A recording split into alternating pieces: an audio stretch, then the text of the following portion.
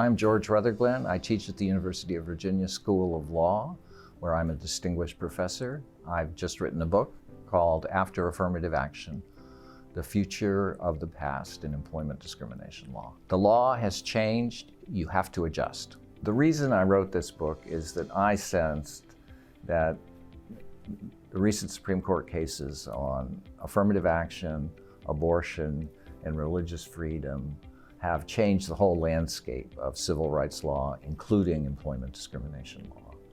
And that it would be a service and intellectually rewarding to try to figure out what those implications are.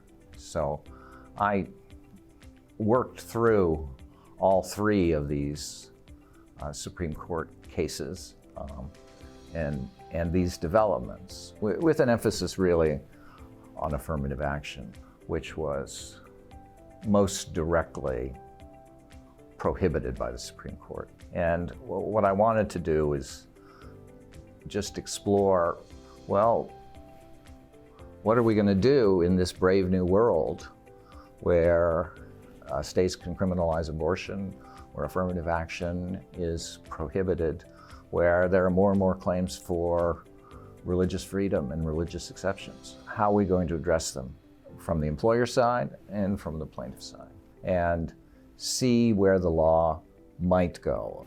My biggest takeaway from the book is that the world has now been turned upside down, that what from the plaintiff side were thought to be obstacles to employment discrimination claims, very short time limits for bringing the claims, strict rules on the burden of proof, now turn out to be advantages for institutions that are trying to preserve affirmative action plans, that are trying to resist claims of religious discrimination, that are trying to assist pregnant workers. So now all the obstacles that plaintiffs faced in traditional employment discrimination cases now face all of the plaintiffs who are bringing reverse discrimination cases or other kinds of claims that might loosely be called conservative.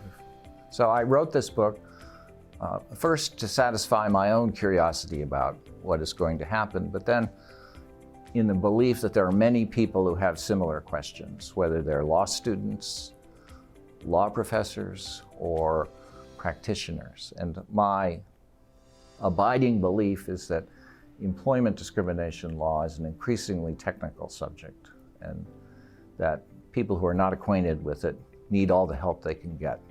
And I'm trying to provide it.